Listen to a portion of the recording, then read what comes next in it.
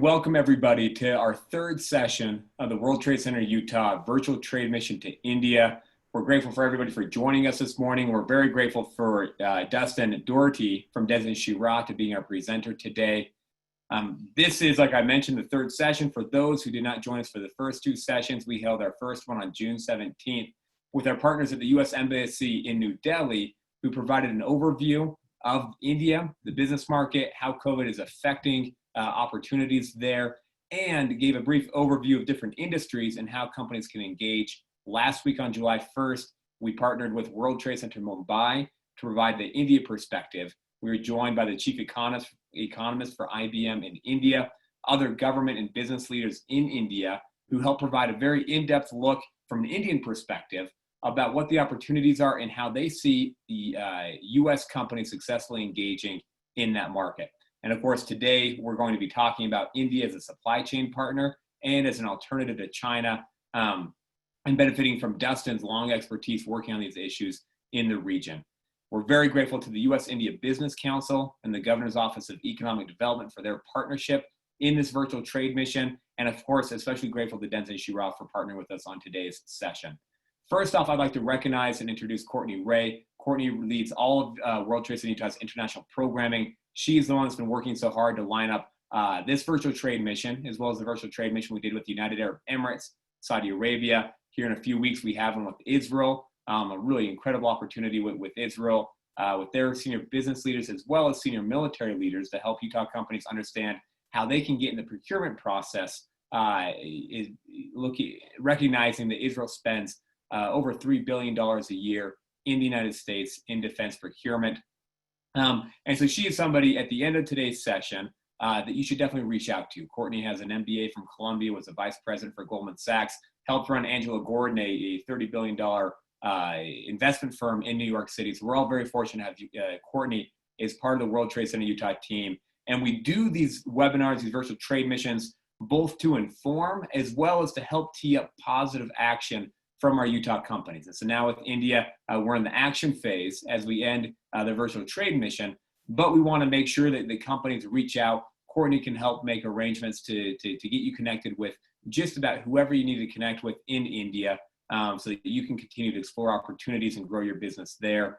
Also, for any small businesses that are dialing in, World Trade Center Utah runs a series of grant programs as well as free services where we can help provide consultations, we can help you develop your market entry plan, and we can provide the grants to help offset the costs for you to do that. And so please reach out, let us plug in and help you as you look to grow your business, whether it's in India or anywhere else in the world. And Dustin, welcome. Thank you for being with us today. We're very grateful for that. I'll go ahead and go over Dustin's bio here in just a second. But Dustin, as I looked at the registration list just a couple minutes ago, even just the first page, lots of really great companies. Last week in our session, we had about 25 or 30 joining us on Zoom, another 70 watching on YouTube. Many more have watched since then. And looking at the list today, I see USANA, Young Living. I see clothing and apparel companies from Utah, both Quality, Tom's Shoes, and others. The Beauty Industry Group, which is a fantastic company right here in Utah that supplies beauty supplies to salons across the country. And they do a lot of sourcing in Asia for their products. Also consulting groups, Boston Consulting Group, the Cicero Group, including Blake Moore, who will likely be Utah's newest congressman here in a few months, representing the first congressional district here in Utah.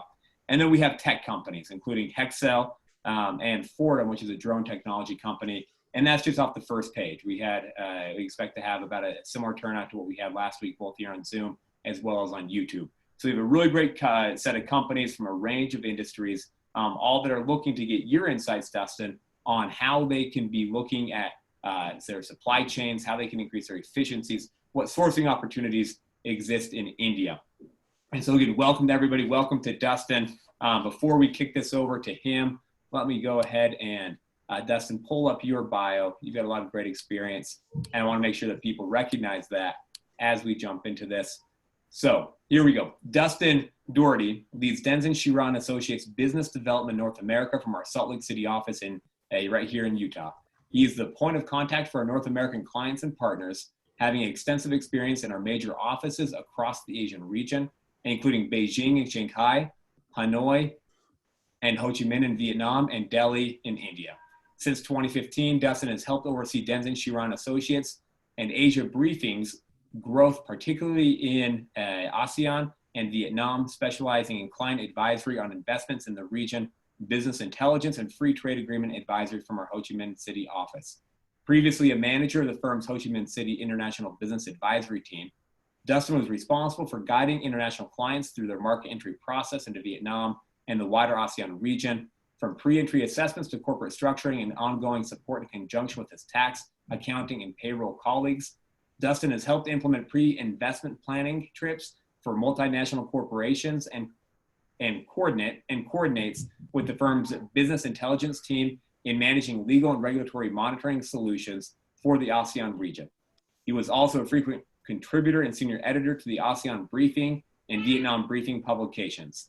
Dustin is a native of New York City, where he studied political science and international relations at Columbia. He has mastery over his native English and Mandarin Chinese. And so, Dustin, I'll go ahead and with that, turn it over to you with a final reminder to anybody tuning in, joining us on Zoom. We want to make sure we have time for questions and answers at the end. So go ahead and use the chat function at any point to type in your question. When Dustin finishes, Courtney will lead our Q&A session, and we'll go from there. We'll do everything we can to make sure we answer any questions that come in during this session. So Dustin, thank you for being with us, and I'll pass the baton over to you. Thank you, Miles. Thank you very much. And thank you to WC Utah for the invitation today. I'd just like to go ahead and share my screen. And thank you to the audience for joining. I trust everybody can see my screen now. If not, they'll let me know. So the topic today will be supply chains in India as a China alternative, with a special focus on manufacturing as well as IT. I think my bio, which was very kind, went over in good detail what our firm does, but essentially we help foreign companies, and my focus is US and Canadian companies, and invest in Asia as a whole. So I've had the pleasure of working in India for quite some time. Not as much as I've had experience in Vietnam, but I truly enjoyed my experience in India, and we have offices in Delhi, Mumbai, as well as Bangalore. So with that, I'm going to dive in. Just a quick note that I have a lengthy presentation, which I'm going to try to get through as fast as possible to leave time for Q&A. So there will be parts that I go through quite quickly with just a cursory reference, and that's there. So when we share our slides later, you can look at that in more detail, and I'd be happy to have a conversation about that after. So with that, let me jump right in. So just to set the stage, essentially, this is not new information for anybody, but obviously the COVID-19 pandemic has had a huge impact on businesses operating globally, and especially in Asia. We've seen layoffs, we've seen credit risks, and we've seen a need for companies to identify new supply chain opportunities. And if we think back to the very start of the pandemic, indeed, even before it was designated as a pandemic, the real issue that affected markets here in the US was China exposure and over-reliance as China as a sourcing location and supply chain central hub. So with that, I mean, there's an obvious need for companies to diversify, and we've seen a lot of China-specific issues arise. Now, they've done a relatively good job of containing their case total, but that need still exists. And prior to COVID-19, I mean, the writing was on the wall. There's a lot of different business activities in China, which it may not be optimal to keep in China at this point. So India is a very interesting opportunity there. And this just further underpins this. Even before the pandemic, US firms were reporting declining China profits, and also reporting increased regulatory issues. So with that, let's get into India. I'm going to go through this relatively quickly, but India is an extremely complex, large, and diverse country with many different states as well as union territories. It's an amalgamation of different cultures, religions, and it's an extremely vibrant and tolerant country, which like I mentioned, I've enjoyed my time in quite a lot. So, broad picture, what are some advantages? It's a very large economy, and it's got the second largest population on our planet, and very close to China in that regard. It's got a young population with a median age of about 28. So you're looking at a demographic dividend there, especially for labor-intensive industries. And since the introduction of the Modi government, let's say, and the BJP to national leadership, it has overcome a lot of previous regulatory hurdles, which we'll get into more, and then come out with a lot of different investment-friendly policies, which, coupled with the strong rule of law and independent judiciary, create a positive business environment for foreign investment. So just look at GDP growth. I mean, it's been doing quite well. You're not looking at pre-2008 China levels, but you are looking at very, very respectable and fast growth for the economy. And even this year, this is a forecast, but even this year, real GDP growth is expected about 2%, which is obviously better than the world as a whole, but also better than its emerging market peers. And India has shot up in recent years on the World Bank's list of ease of doing business. So as you can see, from 2014, it went from 142 up to 63 last year. So that is actually a really extraordinary rise, and shows, as you'll see, the implementation of a lot of investor-friendly policies implemented by the ruling party in India. If we look at FDI in India, you've obviously seen some bounces, some declines after the 2008 financial crisis, as well as the emerging market currency issues in the early 2010s. And it's leveled off in the last couple of years. It will decline this year, obviously, because of COVID. But as a whole, it's been a quite steady upward trend over the last 2 decades. And just to note, the U.S. Has room for improvement, let's say, in its India investment share of the overall FDI into India. A lot of it comes through Singapore and Mauritius, which can be holding company locations. But this will provide a breakdown of the different sources, and then also target locations in India for FDI. And speaking about government initiatives in India, so the most well-marketed, I would say, would be the Make in India campaign, which was put forward by the Modi administration not long after coming into office. It's been, to be honest, a little bit of a mixed bag, but overall, as shown by the rapid increase in its rank in the ease of doing business, a lot of these reforms have had great effect. But you also have IT-focused initiatives such as Digital India, Startup India, Smart Cities, which I'll touch on briefly. And now we have a 5th category of not necessarily yet formalized, but promises to the foreign investment community in light of the COVID-19 pandemic to make life easier for investors who do want to come into India. So those are all very positive signs. And then to supply chain specifically, looking at India's special economic zones, India has what I would call a vibrant mosaic of different special economic zones and regimes. So has over 200 different SEZs in the country, which vary in focus and role. I mean, most of them are going to be dedicated to some form of export processing activity. So that would be manufacturing for export or IT.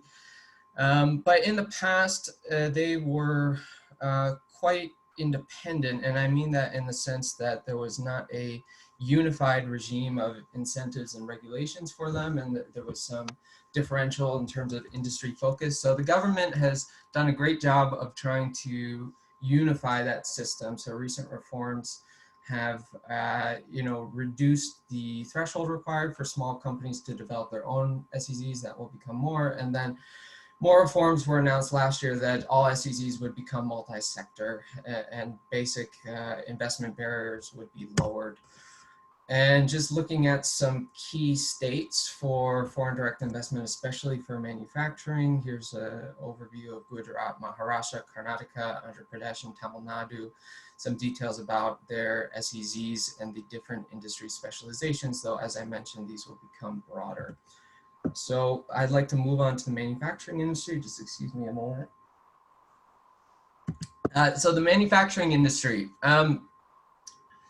Manufacturing is extremely important to most emerging economies. The export-led model of economic development epitomized by China, let's say, and then Vietnam more recently is a well drawn out path to prosperity for emerging market populations with a low labor cost and a high population. Now, that said, India has taken a little bit of a different path, although it did have similar restrictions to foreign investment in the early days. So let's say, during the Cold War, those restrictions came off in 1991 with the liberalization, and further liberalization has occurred since. But as you can see, actually the share of GDP for manufacturing in India's overall economy has decreased in the last decade. I would ascribe this more to the impressive growth of the Indian economy as a whole. However, it has been identified by the government that they do want to boost the share of GDP and want exports from manufacturing to play a larger role in the country's economic growth. So for that reason, they're targeting 25% by 2020, the government is, and to increase employment in the sector by 100 million. Those are ambitious targets. I'm not sure if they will be met, but it is good to know that the government is making wholehearted strides to that effect. And more recently, if we look at the manufacturing, the PMI, let's say, so that's the Purchasing Managers Index. Those of you who watch economic indicators will be familiar with this. Any number over 50 indicates growth. Any number under 50 indicates transactions. So this basically just shows that there was a steep drop, like in most economies, following the pandemic between February, March to April, but we do expect rebound later in the year, hopefully as things come under control. India does have a heavy caseload now, but has been proactive in trying to combat that. So now if we look regionally, as I mentioned, India is an extremely diverse country and definitely has what I'd call regional specialization. So in terms of manufacturing, there are 5 top states which represent over half of gross state domestic product in the entire country and slightly over half of all factories in India. So these are Maharashtra around Mumbai, Tamil Nadu, and Karnataka in the south, Gujarat, which is north of Maharashtra and famously the home state of the current Prime Minister Narendra Modi, and then Uttar Pradesh, which is east of Delhi, and you can see industry breakdowns as a share of manufacturing, as a share of the manufacturing market in each of these states. So there are obviously pros and cons of having clustering of manufacturing, but for foreign investors, the establishment of these advanced clusters, in my opinion, is an advantage for reasons we'll touch on. But it's good to understand there are regional differences. India has done a great job of unifying its tax regime nationally, so you have less state-specific regulation to deal with before, but still there are different incentives offered to investors based on the state, and then again based on the special economic zone they're in, some of which are extremely competitive by regional standards. So it's good to understand the regional breakdown there. And if we look at the supply chain ecosystem in India, the government has done a pretty good job of boosting infrastructure recently. So it's got the world's 2nd largest road network, the 4th largest rail network. It's built strong industrial corridors, as well as a chain of port facilities, usually located close to prominent export processing zones that are special economic zones near India's key industrial sectors. And India does have on hand a well-sized inventory of ready-built industrial space, as well as warehousing and logistics space. And if we just think about India's location, strategically speaking, for supply chains, in the China-dominated supply chain world of Asia in the past, proximity to China was the name of the game. So for that reason, Vietnam, among other reasons, was extremely popular for investment outwash out of China. But India is more strategically placed if you're looking at also using it as an exporting base to Europe or the Middle East and North Africa. So it's about equidistance, roughly speaking, not quite, but between the Persian Gulf and the Straits of Malacca, 2 extremely important shipping routes, as well as close enough to the Taiwan Straits and also the Suez Canal. And the air connectivity is very good, as anyone who has traveled to India would know, and it's quite strategically located in terms of proximity to key economic areas. So government initiatives and reforms for manufacturing specifically, as I mentioned, there's Make in India, which, very high level to facilitate investment in manufacturing. There's the national manufacturing policy to increase the share of manufacturing to 25% to now it's 2022, not 2020. And then there's the national electronics policy. Electronics, as we'll get into, is an important subsector of manufacturing and supply chains in India. So there is a definite push to increase localization, meaning reduce the reliance of Indian electronics manufacturers on input components from Japan, South Korea, China, and Vietnam, and so on. And there's been some significant improvements in that regard. So Make in India, I'm gonna go through this quite quickly. This is here for reference, but basically was to create a new culture of manufacturing in India to lower barriers. And we'll notice the date of the implementation of Make in India program, and it took a couple years for implementation of a lot of these measures, but coincide quite closely to the jump up and the ease of doing business ranking. Newer government incentives include a reduced corporate income tax on local subsidiaries and domestic companies. So, not that long ago, the overall tax obligation was closer to like 33%. Now you're looking at closer to 25%. New manufacturing companies also registered after October 1st, 2019, and who commence operations within basically 4 years are subject to a further reduction. There are a slew of additional schemes as well. So as I mentioned, a key subsector is going to be electronic system and design manufacturing. So it's only 2.5% of GDP right now, but there's a strong push for localization to include that, to improve that. Strong clustering in the South for sure, alongside many of the major special economic zones in the South. But India has introduced 3 schemes specific to this subsector of manufacturing: the PLI scheme, the SPEC scheme, and the EMC2 scheme, to provide different levels of financial assistance to companies, including foreign companies who want to operate in this sector. Then you have automobiles. So India, a lot of people don't know this, but it's actually the world's 4th largest car manufacturer, and does even better for agricultural automobiles, tractors, and so on, as well as buses. So about 5% of overall FDI into India was in this sector over the last 2 decades. And the government likewise has initiatives to boost that further. Chemicals is another key industry, which I'd also like to highlight for Utah specifically. So it's about the 3rd largest output in Asia and 6th in the world. The investment regulations have been liberalized to allow full foreign ownership. And key states, again, include Gujarat and Tamil Nadu, but also Odessa in the east. So then you have drugs and pharmaceuticals, very large market size, and I think an underreported aspect of the COVID-19 pandemic is that once a lot of the high-tech innovations get sorted out and the cutting-edge research gets sorted out, I think India could have a very important role to play in production of a vaccine down the road. And as anyone who's looked in the sector knows, India is a major supplier of generic drugs. So the government has focused quite heavily on promoting this industry and has done quite well. And there are a very large number of pharmaceutical clusters throughout the region, and it's also open to 100% foreign direct investment. And then textiles, of course. So India often maybe loses out to Bangladesh or Vietnam for textiles, but it is a really important sector nonetheless, and provides for 12% of overall share of exports. It's expected to reach almost $250 billion by 2021.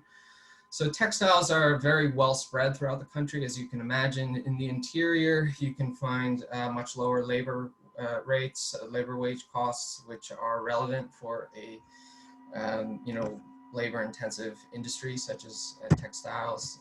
And Again, full foreign ownership allowed, and the government has, in the 2021 union budget, put forward a national technical textiles mission, which introduces some new incentive schemes, such as a 15% subsidy to upgrade machinery. So India wants to move up the value chain in textiles for sure. I ran through those quite quickly because I want to leave time for questions, and I'll be happy to get into specific industry questions in more detail in the Q&A. So again, just quickly, the IT industry in India.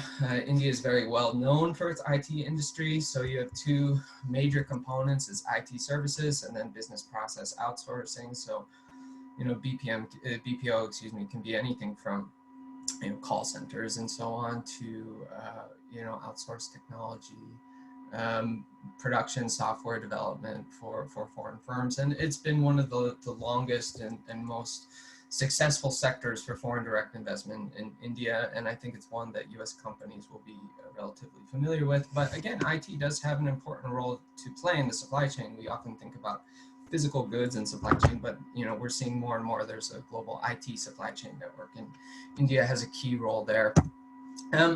So India has several tiers of IT clusters. I think you'll find that at this point, tier 1 is relatively expensive and not as competitive in terms of wage prices, though the skills are very, very good, as you might find in Ho Chi Minh City or even Manila or Jakarta. So for new entrants to the market, I'd really like to highlight tier 2, tier 3. So this can include Coimbatore in the south, Mangalore in the southwest, even Ahmedabad and Gujarat and so on. So different areas specialize in different exact activities, of course, but I'd just like to highlight that India maybe has developed a reputation as not quite as cheap as some of its regional competitors in IT, but if you're willing to go to more frontier markets, that's really not the case anymore. I don't have time to get into the Tri-City comparison for IT, but this is for reference when slides are shared. And just quickly, Digital India is a program put forward to improve digital infrastructure in the country and create a digitally empowered society. I think, improving internet penetration has played a huge role and will continue to play a huge role, especially in e-commerce, as well as making the government more efficient. Startup India is a program that focuses on creating a strong startup ecosystem in India, and especially in its tier 1 cities, you will find a very strong startup community in India. And I think US companies have a huge role to play in this, which I'd be happy to get into more detail later. And then finally, the Smart Cities mission is to develop more than 100 cities in India that provide core infrastructure and digital infrastructure to improve the quality of life. And I think this plays into Digital India and just improving the overall environment for IT businesses. If we just look at sector breakdowns, the biggest IT services constitute 50% of the overall IT industry sector, but it's important to also recognize that there is hardware production in India, as well as business process management and outsourcing, as I mentioned. And some recent reforms. So this was newsworthy last year. So several e-commerce, especially foreign e-commerce players, raised some concerns about recent reforms in e-commerce. So reforms in e-commerce are really a two-edged, double-edged blade in emerging Asia. So on one hand, it's great to have more specifically defined regulation for e-commerce. On the other hand, there was a feeling that the regulations have benefited local Indian companies more and maybe not instituted such a level playing field for foreign firms.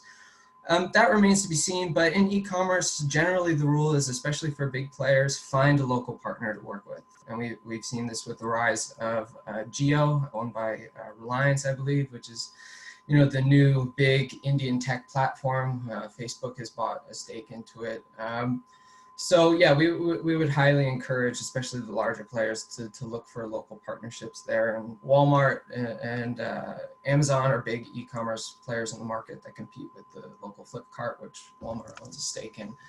And then India recently, of course, banned a number of Chinese apps. So it still remains to be seen how that's going to affect the market. But I think that does open up an opportunity for US know-how to develop a stronger local e-commerce, ecosystem, which can be done through minority stakes or cooperation agreements and so on. So I don't really have time to get into establishment in detail, but just very, very generally speaking, if you're looking to source from the country or outsource, you have a number of different options. You don't have to set up an entity. You can go through contract manufacturing. We, as well as World Trade Center Utah, can help connect you with suppliers. You could set up a liaison office, which is not a formal entity, but will allow you to legally have staff and a presence in the country to develop those relationships. And then you have a number of different entity choices should you choose to go down the road of entity creation, which again, I'll be happy to talk about in more detail. If you're producing, you're more or less more limited.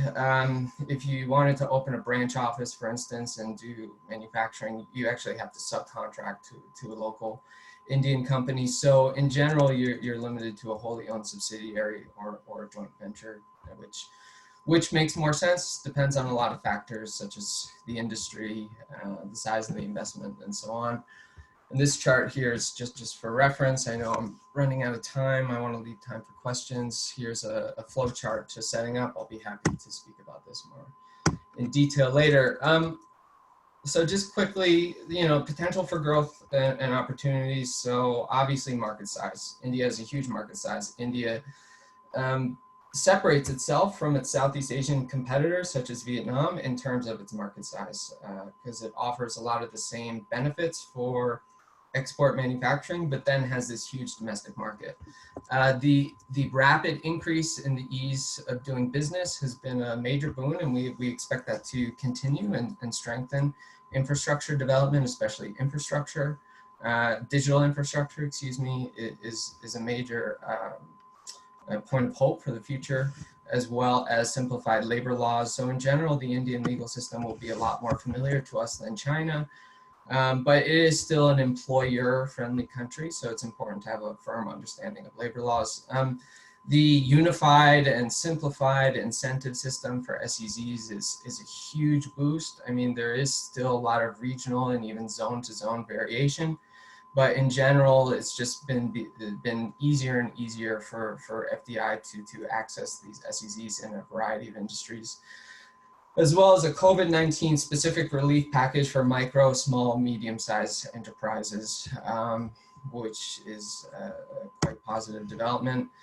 And if we just look at the growth in foreign investment over the last 20 years and the liberalization of the Indian economy to open it up for foreign investment, it's really done a great job since 2000. I think US companies can do better there, but as a whole, it's been a very positive picture. And there are definitely a lot of emerging sectors which should be paid attention to. So just to wrap up, so India definitely has a key role to play in the realignment of supply chains in Asia from China.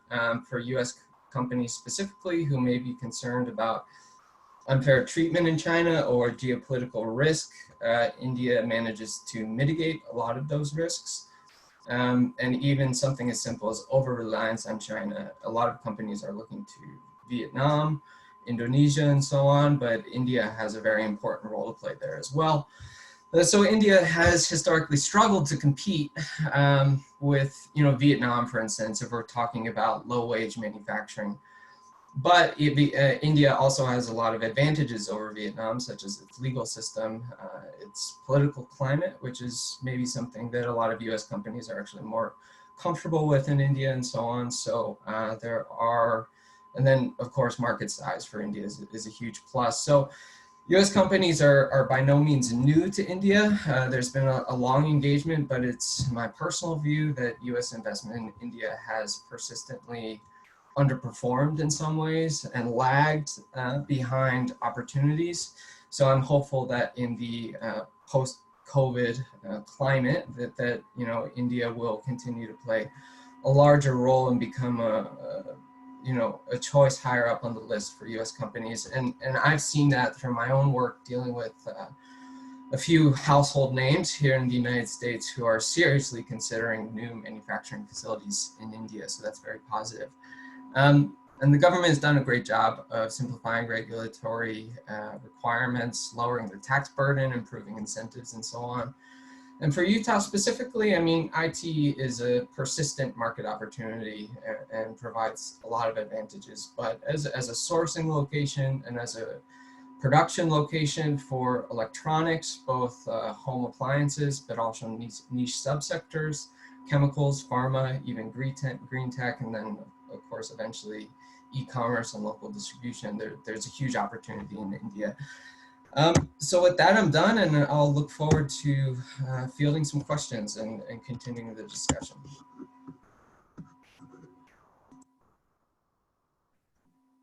Thank you so much, Dustin. Wow, so much. I'm furiously taking notes here. A lot to look forward to reading in your presentation. Yeah, sorry I had to run through that, but I wanted to leave time for questions. So a lot there to absorb, and excited to read more about it. But actually, you just touched on something that I'd love to go back to, because we do tend to have a lot of agricultural companies and sort of agro technology people. You said there's a lot of opportunity with green technology. Just if you can expand on that a little bit. Yeah, absolutely. So in agro technology specifically, India has done very well. So that can be, obviously for traditional agriculture, spices and so on, that's been going on forever. But for, new green applications, lower fertilizer use and so on, India is trying to develop that for its own market and very actively courting foreign investment in that area. So it's been quite popular there. And then also in green technology, green energy generation, it's not traditionally been a mainstay of the Indian production economy, but certainly they're looking to compete with China for things like solar panels and things like that. So yeah, based on incentives offered by the Indian government for the sector and the eagerness of Indian firms to collaborate with their Western counterparts for more advanced technology, I think there's definitely a strong opportunity there. Great, thank you. So we've talked about having, really getting good relationships over there. And obviously there are a lot of hazards that you traditionally hear about in terms of investing in India. And there's, has been talk of corruption and different things, and a lot of things that have changed over time. And so finding good, reliable relationships and suppliers, et cetera, are really important. How can you find sort of trusted distributors, representatives, agents, et cetera, there on the ground floor realistically? Right. Well, I would strongly encourage not trying to do it solely from the United States. That's the first thing I would say. So in India, in-person business meetings are very important. Obviously, there are some struggles there with the current pandemic. So more and more does have to move online. But, traditionally speaking, there's sort of a slow romance, I would say, between Indian companies and their Western counterparts. And it does require building of interpersonal trust and open communication. There are very different cultural attitudes, which, any US company who's done business in Asia will be aware of, generally big cultural differences. And the business traveler in India will see very large cultural differences, I would say. So that does take some time to attenuate yourself to. But I would say, certainly our firm, as well as the US Commercial Service and different trade development agencies, are more than happy to assist in, using our network to identify potential suppliers or even joint venture partners, and act as a bridge, especially during the COVID period where travel is restricted. I would strongly encourage that. So we have local staff who are, well known in the local business community and can help smooth that relationship and give you an objective viewpoint essentially towards what's being offered as well. Because, like with any new country, there are sometimes less advantageous deals that are initially offered. So it's important to get some outside vetting on that. Right, perfect. So, India has 190 billion IT services and BPO business, and Utah, two of our top technology sort of subsectors are software and equipment. which aligns with exactly what some of the top production that's going on in India. We'd like to be part of that and have our companies be represented over there. How can we capitalize on this growth over there and have our two sort of top technology subsectors be part of that? What's the best way to be part of that growth? And especially as they continue to focus on that, especially during COVID, I imagine, since that's an easier way. Right. Well, like I mentioned, I think the most ripe opportunities right now are in second and third tier markets. So like China, India has many cities that the average American has never in their life heard of, but have upwards of 1 million people. So that's where you'll find the most competitive wage rates, but still, good skills essentially. So, prior to COVID, I would say trade missions, working with local partners to, establish relationships with potential partners on the ground in India is extremely important. I would not recommend trying to access some of these third tier markets on your own, but there are a lot of investment development agencies in India locally, which vary in quality, but in conjunction with a US based or outside India based partner can help smooth over that relationship. So, in obviously this business process outsourcing, but especially in software outsourcing. So development of software in India for Utah firms, essentially for their own internal use or for selling to clients, is a highly profitable business. And I think those third tier cities in that regard offer cutting edge opportunities. So for the more high tech manufacturing for tech products, there you're going to want to look to more established industrial clusters around these special economic zones. So that's a different process of developing relationships and contacts, but the methodology is pretty similar. You're just targeting a different area.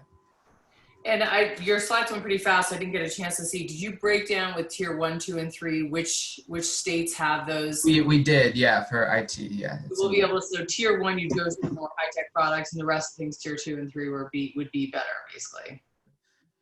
Right. For if you're looking at software outsourcing or BPO and you're cost conscious, let's say, I would recommend looking beyond tier 1. Okay. Great. Yeah, it's on slide 37, just for reference. 37, excellent. And then in terms of incentives, I know that, in our last webinar, we had one of the government officials focusing on, he said that we do have incentives for companies, and then we unfortunately got cut off. We didn't get a chance to really get into those. And I know that you had sort of briefly mentioned as you were going through your slides that the government is focusing on some incentives, and it sounds like by region or by state, they're doing that. How can our companies access that information to know if they're saying, okay, I'm prepared to go into a second or third tier market for my software company or my manufacturing company, but I want to know in advance if it's even worth it because of these incentives? How can we access that information? So we can help provide that information, absolutely. Okay. Based on, so for example, if a company came to us and said, we're interested in this industry, could you, just in nothing in depth, but just a shorthand reference of what some top locations for that would be, we'd be happy to make those recommendations without an engagement, and we can provide incentives there. The information is ostensibly located on, the different state websites or investment development agency websites. And some states are a lot better than others, both in terms of what they can offer and in terms of the quality of the bureaucracy and the process and speed of getting things done. But, the top 5 manufacturing states that I mentioned, those are all relatively well-functioning states. So yeah, we would be more than happy to provide the in-depth information. Based on the time, it's kind of difficult to go into because it is such a mosaic of different offers, and then there are industrial zone specific or special economic zone specific incentives as well. But generally in India, there has been a trend to unify these more and more, and you can see on the national level, there is a decrease in the headline corporate income tax rate for manufacturing companies. So I think that's a positive step. Excuse me. Terrific, thank you. And also for anyone on the webinar, We are still waiting for some of this information, but the government official who, Dr. Kamble, who was on last week, is one of the officials in Maharashtra. Did I pronounce that correctly? Who is responsible, at least for that state, of bringing companies into that area. And he said that there is a website that you can actually send your request to get information, and that you're assigned then as sort of state representative. So I don't know if that's how, and we are going to be getting access to that website or that email. And so I'm not sure if that's the same for each of the states, but I imagine there's some sort of systematic process. It would be helpful probably from Dustin to hear more top level incentives to understand what's even the right state to go to for your companies, but then to get a local representative where you have some state representation in terms of theoretically their hand holding, and then hopefully some local ground support as well, either through Dustin's company or U.S. Commercial Services, so that you have, both sides representing you to make sure you're and a lot of the states have done a good job of trying to put together what they call a single window for investors to get this sort of information. But like I mentioned, there's a pretty diverse range of quality based on the states. So some of the, Right. The top tier states will do a very good job there, but others less so. And in that case, there's more external help needed to sort of navigate that system, I would say. Great. One of our listeners had also said along those lines, they purchased most of their quantities from China. They said, what kind of support can we get from the Indian government to open MFGs and manufacturing units from India? I don't know if that's the same sort of. Yeah, so manufacturing, if you actually wanted to open up a manufacturing facility, you are entitled to the lower headline corporate income tax rate as long as you start your operations before 2023, March 2023. So that's a significant incentive, and that actually brings the corporate income tax to a rate lower than Vietnam, for instance, which is regionally quite low. And then beyond that, depending on if you locate in a special economic zone or which state you're locating in, there are additional more local layers of incentives that we were just speaking of, which can be taken advantage of. So if you're looking for location recommendations, for instance, we'd be happy to have that conversation and help provide some of that information to better define for each location, what sort of the package would be of benefits to actually set up a manufacturing facility there. Great, thanks, Dustin. Someone else also asked, they said, great presentation. Is there any opportunity in hygiene technology? Yeah, absolutely. I'd be curious as to exactly what products we're talking about, but like Vietnam, like China, there's been a push to develop and produce more masks, hand sanitizer, PPE for export. So that's definitely a focus. I mean, India traditionally has not been maybe quite as nimble as China or Vietnam for repurposing lines of production or to ramp up production. But yeah, there's a definite need, and there's a huge domestic need as well. And the licensing procedure for those products will be much easier in India than it will be in the United States. So that could hopefully be done quite quickly. So yeah, absolutely. There are a number of existing producers, and I would imagine more coming online, and I'd be happy to look into that into more detail for them.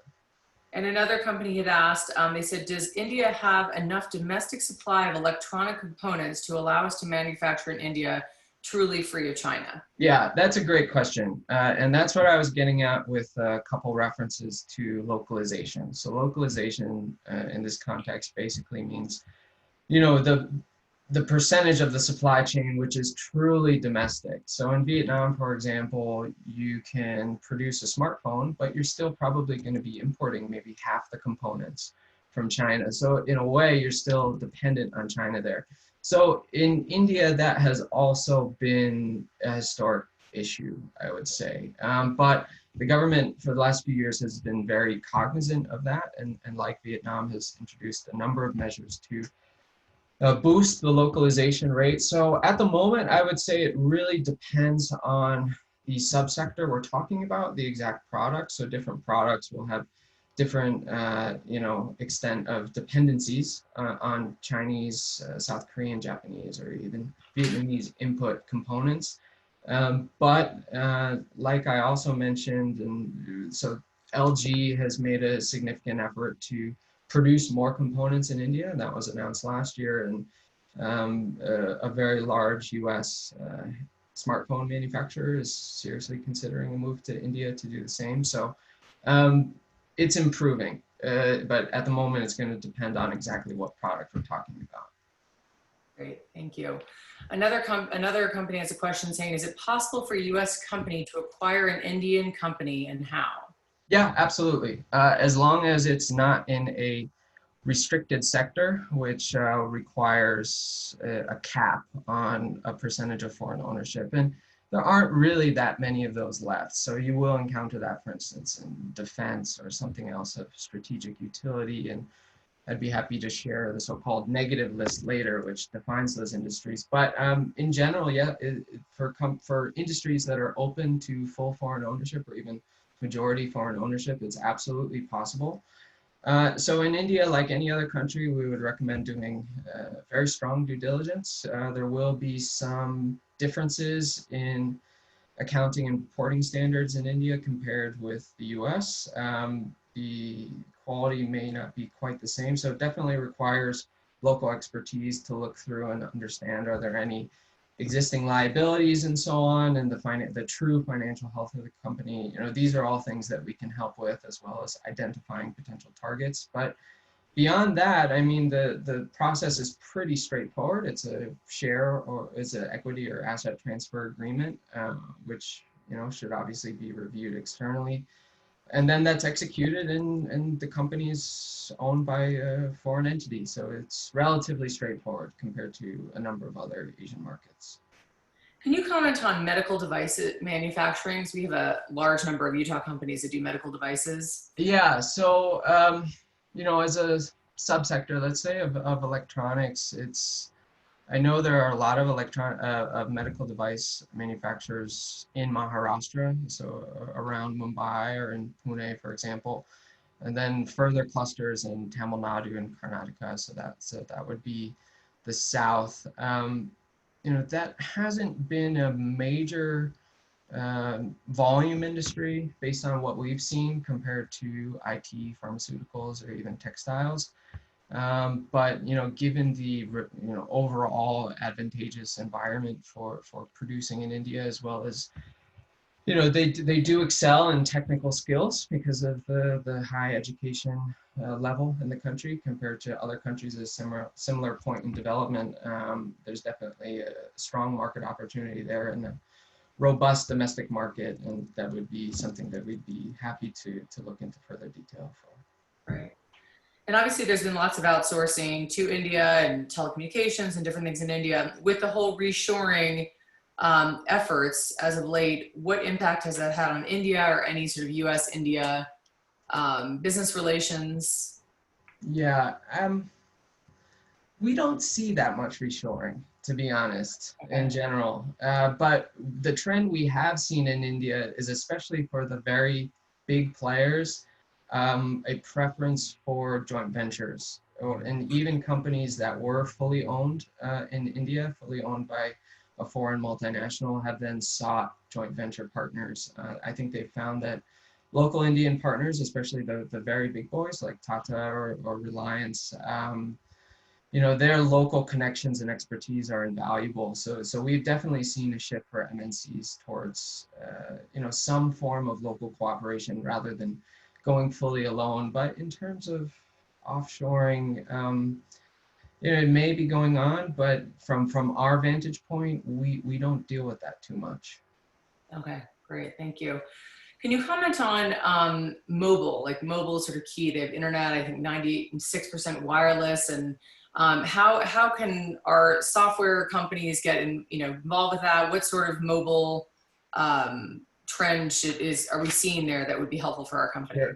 Well, the Digital India Initiative, one of its goals is to boost internet penetration and boost the prevalence of mobile technologies. So if we're talking about telecommunications, that sector is a little more difficult and definitely going to require, and most likely going to require, partnering with a very big Indian company. But if we're talking about mobile app development or e-commerce, there's a huge opportunity even for SMEs in the United States. So The e-commerce market is definitely taking off, and just like in the United States, COVID-19 has been a boon to the e-commerce market.